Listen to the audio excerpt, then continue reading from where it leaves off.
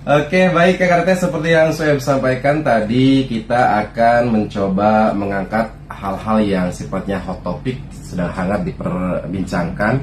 Kita ingin mengupdate kaitan dengan pariwisata di Pandeglang bersama para suhu yang sudah sumping di studio Krakatau Radio. Yang pertama, narasumber kita ini adalah salah satu wakil rakyat Kabupaten Pandeglang. Tapi sudah ex ya. Ada Bapak Teja Heriana di studio Krakatau Radio. Boleh diambil mic-nya Pak Teja. Assalamualaikum. Waalaikumsalam warahmatullahi wabarakatuh. Sehat Bapak? Alhamdulillahirabbil alamin. Begitu lama sekali kita tidak berjumpa, tapi pengaruh panjang umur ya, umur panjang kita masih bisa bersua. Sehat Bapak ya? Alhamdulillah. Ini nambah fresh aja setiap hari. Apa rahasianya Bapak nih? Semangat terus lah. Semangat terus berpikir ya? baik, bersikap baik. Sudah ngopi? Belum tadi, buru-buru karena kewajiban. Soalnya jadi kewajiban hadir di Krakatau. Jadi hari ini karena jadwalnya ke studio Krakatau Radio, jadi buru-buru Pak ya. Tapi dengan terburu-buru Bapak ini, jadi warga masyarakat juga antusias responnya nih. Mudah-mudahan. Ada yang buru-buru juga untuk gerak-gerak bikin sebuah apa ya, kayak flyer begitu. Apa namanya? Sayembara desain ya. Kemudian juga didampingi oleh Kang Franky. Assalamualaikum Kang Franky. Waalaikumsalam Kang. Agendanya lancar? Alhamdulillah, terselat-selat sedikit ya. Beliau juga merupakan ketua KPPC ya, yang masih eksis sampai sekarang. Kalau Pak Teja mungkin bisa disebut kasepuhan sekaligus pembina pembimbing. Iya, tahu deh itu apa yang bisa dilekatkan nama saya aja. Beliau senior lah. Baik. Welcome to studio Krakatau Radio. Kita juga ingin update kaitan kondisi hati lah para warga Carita, khususnya para pelaku wisata dan juga warga masyarakatnya seperti apa nih Pak Teja. Dari sisi psikologi, apakah masih punya harapan atau mungkin beberapa formula khusus begitu? Iya. Kalau harapan itu harus selalu ada dan harus selalu ditampilkan. Oke. Kalau pariwisata itu kata kuncinya sebetulnya jiwa sehat. Jiwa sehat itu akan melahirkan produk sehat. Oke. Ya, banyak karena saya nggak bilang jiwanya sakit, tapi banyak produk yang salah tempat, ya kan? Semestinya itu produktif, jadi suatu produktif yang baik buat masyarakat wisata itu akhirnya mubazir. Seperti kita ketahui, misalnya ya, rest area. Terminal Carita, terus pokoknya banyak hal yang nggak bisa satu persatu diuraiin gitu, makan waktu nanti ceritanya. Baik, berarti Bapak juga lamun cek bahasa Sunda sempat ngabandungan atau memonitor berapa tahun atau berapa bulan terakhir Pak dengan beberapa fasilitas yang ada, tapi apa ya, untuk pemanfaatannya nggak begitu optimal gitu. Iya, tadi kalau jiwanya nggak sehat, terutama jiwa sehat tuh untuk pelaku ya, baik itu pemerintah, stakeholder ya, masyarakatnya sendiri. Kalau semuanya berjiwa sehat, sekarang misalnya dari APBD, kalau ada anggaran yang memang dialokasikan untuk pariwisata, kalau dia jiwanya sehat itu diberikan jadi satu produk sehat yang akhirnya bisa menyehatkan pariwisata. Kita malu hati gitu kan, sampai sampah itu dimotorin sama orang dari luar daerah, anak-anak kreator ya. Kalau kita bicara wah nggak ada biaya, armadanya mesti dibeli gini, nggak ada bantuan provinsi lah, pusat lah. Akhirnya kan cuman Pandawara grup datang ngomong bla bla bla, beberapa hari, nggak tahu seminggu, 10 hari selesai. Itu kan namanya produk sehat dari jiwa yang sehat. Nah kalau kita nggak punya jiwa yang sehat, nggak akan lahir produk sehat. Baik. Kalau yang memonitor beberapa lokasi wisata yang lama sudah lumrah Pak Teja. Kalau misalkan dirasa ada potensi yang baru begitu. Potensi itu di setiap desa, di setiap kampung ada. Dan itu dilakukan di daerah lain. Banyak pemandangan indah ya. Sawah bisa jadi pemandangan. Itu bisa atraksi pariwisata, misalnya padi, lihat kerbau, lihat itu. Banyak wisatawan yang menyangkut edukasi, misalnya SD, SMP, SMA, bisa mereka main Oke. Dan guru-gurunya membimbing, memberikan edukasi bahwa ini loh, lu tahu nggak pohon beras? Nggak ada anak Jakarta tahu pohon beras yang kayak gimana, apalagi yang namanya pohon singkong. Dia tahu singkongnya, belum tentu tahu pohon singkong. Betul. Itu yang kira-kira banyak hal yang bisa dilakukan gitu kan. Makanya di pariwisata tuh nggak pernah lepas dari kreativitas. Oke. Maintain craft kan istilahnya. Betul. Jadi kreativitas. Tanpa kreativitas mati kita. Betul. Semua daerah berlomba menunjukkan kreativitas lewat one stop, lewat apa. Kalau kita punya kreativitas kita hanya ditumpukan kepada pengusaha masing-masing. Kalau kita punya pengusaha yang punya kreativitas, orang-orang pengen cerita mau lihat ini gitu. Di cerita ada gini spot yang menarik gini. Jadi tergantung dari kreativitas pengusaha. Jadi buah bibir juga ya. Iya, itu yang sangat sebetulnya sekali-sekali lah diskusi sama kita yang masyarakat pariwisata. Sekali-sekali walaupun itu jadi diskusi kosong, kalau sering-sering juga bisa ada isinya. Bacot lah. Nggak bacot lagi. Kita ke Kang Franky nih. Kang Franky, Kang Franky sendiri tidak pernah eureun begitu ya. Dari kacamata Kang Franky melihat satu semester ini aja 2023, kaitan giroh, apakah masih ada atau masih di angka berapa persen lah giroh semangat para pelaku wisata serta antusiasme daripada wisatawan lokal dan juga non lokal ke Carita Pandeglang atau ke wisata Kabupaten Pandeglang?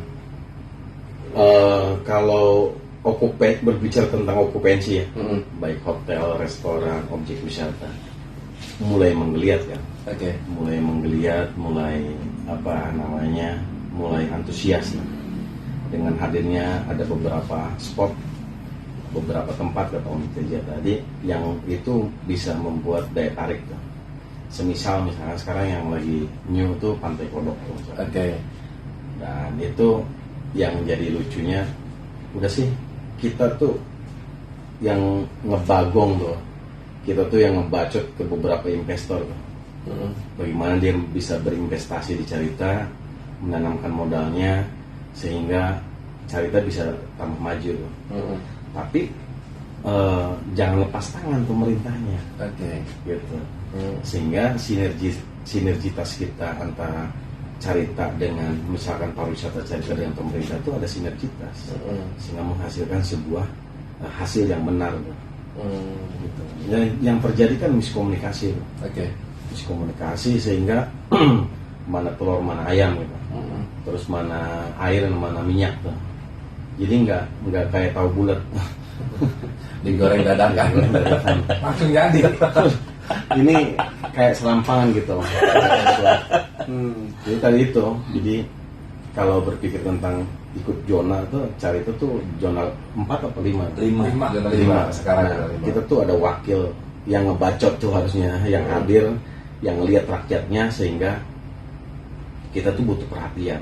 Pak Teja, sebagai suhu lah, apa yang kemudian digarisbawahi kaitan dengan kreativitas tadi, Pak? Apakah memang pelaku-pelaku wisata yang tidak kreatif, masyarakatnya yang memang masif kreativitas, atau memang kurang masifnya pemerintah dalam unsur kreativitas? Iya. Jadi indikator dari suatu pariwisata yang baik itu pengunjungnya itu orang yang punya kantong tebal, orang yang high gitu, sedikit high. Kalau kita yang masih pakai bus, bawa bekal sendiri dari rumah, terus kadang-kadang bawa Magicom, bawa.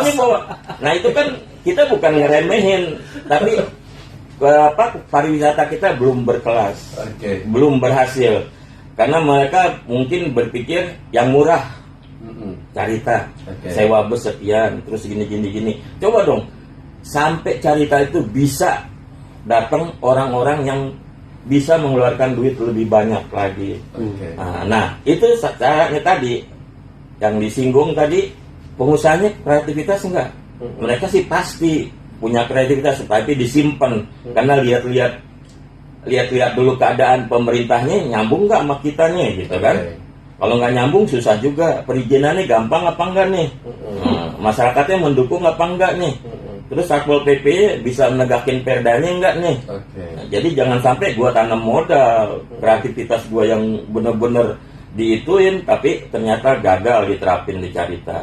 Jadi tadi Pak Franky bilang sinergitasnya dari semua pelaku pariwisata, dari semua stakeholder pariwisata. Jadi gimana menciptakan pariwisata berkelas. Oke. Jadi yang kantong tebal itu jangan dikasihkan ke daerah lain. Mereka hambur-hambur duit sampai ratusan juta, misalnya ke Bali. Betul. Mereka udah siap, tapi kenapa nggak ke Carita? Pantainya oke kok, tapi apanya nggak oke? Kumuhnya yang nggak oke. Oke. Sampah nggak jelas pengelolaannya, kan? Jadi masyarakat dari Jakarta tuh lebih banyak buang sampahnya daripada buang duitnya. Betul. Itu faktanya emang seperti itu. Mereka bawa duit pas-pasan, yang pokoknya penting beli pete sama pisang Selesai. buat oleh-oleh. Sampai Ya udah, paling sebatas itu. Jadi kita sama-sama duduk bareng. Semestinya gitulah. Misalnya dapil 5 nih, ngobrol lah sama kita gitu kan. Nggak usah sungkan, nggak bakal diledekin, nggak bakal diituin. Kita cari solusi gitu kan. Tapi mereka nggak pernah ada kemauan gitu kan, memajukan daerahnya. Apa yang mereka kerjakan kita juga nggak jelas. Kapan kita ketemu, kapan kita bisa memberikan aspirasi, nggak jelas gitu kan. Oke. Diskusi lah sekali-sekali gitu kan sama kita, deketin. Oh ini ada KPPC nih. Gue sebagai anggota dewan punya kewajiban untuk ngedeketin. Baik. Barangkali ada saran, ada apa gitu. Baik, kita ke Kak Franky. Ini mewakili golongan anak muda lah ya, karena memang di zaman generasi 4 to 5.0 begitu. Diadakannya sayembara desain logo. Ini juga bagian dari itikat baik dari para kreator-kreator kita untuk bisa membangkitkan kembali giroh semangat berwisata di Carita. Betulkah begitu? betul kan. Jadi gini, kalau kita ke Ancol tuh, yang kita foto tuh badut tuh. Oke. Kalau nggak nama Ancol, Icon ya. ikon. Itu berpikir tentang sebuah ikon. Simbol Carita tuh saya tanya tuh ke teman-teman, apa tuh simbolnya? Nggak punya. Ikon tuh nggak punya. Nah kalau kita jati diri kita nggak punya ikon tuh, Kalau Labuan udah punya ya? iya namanya Kotak-kotak. Di sana ada tugu kotak-kotak tuh. dengan apa namanya patung nelayan, patung KB ya. Patung KB Kalau dulu. KB-nya sudah hilang, nelayan gitu. Jadi nelayan. Jadi kepengen Carita itu seperti itu kan. Makanya digagas, dibuat supaya sinergitas gitu. Kita punya ikon. Jangan sampai orang datang ke Carita, berkunjung ke Carita, gue udah di Anyer nih. Oke. Kadang nih Kang, kadang mah. Kata Akang dulu tahun 80-90. Kalau orang ke Carita tuh dia balik, dia pakai baju yang namanya Pantai Carita tuh. Betul. Ada yang ditawarkan, ada yang disampaikan ke public trust gitu. Sehingga saya dari Carita tuh. Saya dari Carita. Cuman kalimat doang itu, kata-kata yang memang basically kayak nuansa pantai gitu, gambar pantai, ada pohon kelapa gitu ya, Pantai Carita. Karena memang, wah ini orang baru datang dari Carita nih, keren sekali gitu kan. Berarti kan ada yang disampaikan tuh. Orang tuh sama kita tuh. Gue dari Carita tuh. Oke. Berarti ada kegembiraan, ada rasa bangga tuh. Bunga ya. Bunga. Nah kalau orang Caritanya sendiri tidak bisa menghargai orang Caritanya, susah. Saya kasih contoh misalnya. Dijual baju Anyer tuh di kawasan Pantai Carita. Oke. Lucu nggak tuh? Lucu. Itu yang lucu tuh. Berarti ini dalam kurun waktu berapa hari nih nanti akan desain logo dilakukan? Desain logo dilakukan itu 2 mingguan tuh Kang. Ketentuannya tuh warga negara Pandeglang, usia gitu. Satu orang mengirim satu desain logo gitu. Desain logo merupakan hasil karya sendiri, Oke. tidak terikat hak cipta. Terus temanya tuh ada 3 tuh. Kenapa kita pakai 3 tuh? Yang pertama mungkin pantai ombak. Oke. Yang kedua tuh kalau kita sebut tuh apa tuh? Belenong ya. Belenong tuh Belenong. kayak semacam masjid Kuba. Kuba masjid. Kuba masjid. Kenapa saya pakai Belenong? Karena Carita dan Labuan tuh masih sama tuh. Kita pikir tuh ada namanya Syekh Hussein tuh. Oke. Ada Syekh Asnawi tuh. Nah Belenong itu ciri tuh bahwa peradaban Muslim tuh ada tuh. Oke. Kita tuh mayoritas Muslim tuh. Yang ketiganya itu adalah badak. Kenapa badak? Karena binatang yang satu-satunya heritage itu badak ya. Bukan sesuatu yang tabu tuh, karena badak itu dari zaman Bahula bahula gitu. sampai kaki waru jadi lambang Pandeglang ya. Ya, jadi 3 ikon itu kita padukan tuh jadi apa namanya? Jadi simbol. Jadi tagline tuh. Tagline-nya misalkan simbolnya ini yang sudah terjadi tuh. Tagline-nya kecarita aja. Oke. Terus konsepan pribadinya misalkan we care, kita peduli itu misalkan. Terus itu kita buat bisa landmark. Terus bisa Tugu selamat datang. Oke. Bisa jadi gapura, tempat masuk kampung-kampung. Itu kalau seragam dan semuanya, kita tuh dihargai gitu. Oke. Kita tuh punya ciri itu. Makanya para lurah, para camat, para legislatif, para masyarakat kompak cari tuh. Baik. Supaya sinergitas dibangun sehingga hasilnya dia jadi hasil yang menjanjikan. Baik. Kesepuhan sendiri menanggapi untuk inisiasi para kreator-kreator tadi dengan menggunakan desain logo apa nih? Ya itu tadi saya bilang itu inisiatifnya paling bagus itu, dan itu harus dimunculkan sesegera mungkin selagi boomingnya. Lagi booming ini, pariwisata carita lagi booming gitu kan. Itu langsung ditanggapin, langsung dimusawarahin, dibicarain anggarannya, langsung realisasi. Jangan semuanya diinisiasi dari kita, terus biaya juga harus dari kita gitu nyari. Ya nggak bisa begitulah. Ada satu tim yang bergabung gitu kan. Dewan mengusulkan ke eksekutif. Ya ini inisiatif bagus, keluarin lah duit untuk ini, untuk pariwisata. Baik. Nah, seperti itu. Kak Franky, sudah berapa peserta yang sudah tercover? Karena kita kerjasama dengan Radio Krakatau, itu Kang Mudopar sendiri yang lewat email. Betul. Jadi daftarnya di Radio Krakatau, hadiahnya 2 juta only. Baik. Berikut menginap di Carita. Nanti saya sebutkan. Oke. Berapa juara yang nanti akan diambil? Cuma 1 aja. Satu aja. Satu. Jadi Kak Teh, para kreator-kreator muda asli Pandeglang yang kebetulan mungkin lagi iseng-iseng masih ada waktu ya. Saya ulangi lagi 19 sampai 30 Juni 2023. Nanti penilaiannya dilakukan 1 sampai 2 Juli. Makanya diumuminnya nanti begitu. Diumumin pemenangnya tanggal 3 Juli. Baik. Lumayan ya, hadiah nage bisa dapat uang saku dan juga bisa nginep di hotel ternama di Carita. Setuju Pak Teja ya? Oh iya. Dalam rangka hiburan dan juga bisa meningkatkan giroh semangat para kreator-kreator muda. Iya. Sekaligus kita juga bisa mengukur bagaimanakah rasa kepedulian para warga Pandeglang kaitan dengan harkat dan martabak carita begitu ya. Martabak carita kaharepnakeun dengan mendesain beberapa logo ataupun mengikuti sayembara desain logo ini. Karena waktu yang memang akan menyudahi Pak Teja, apa yang kemudian menjadi himbauan dan juga pesan lah. Pertama saya ucapin terima kasih ya sama Krakatau yang memberi kesempatan.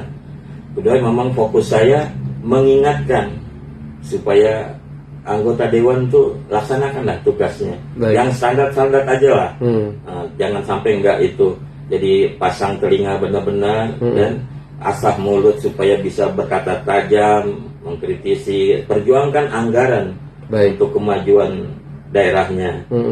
Perjuangkan anggaran tuh bukan untuk segala macam fasilitas ini buat lo, ini buat gua gitu, ini buat lu, buat gua gitu. Tapi mana yang buat kita, mana yang buat masyarakat.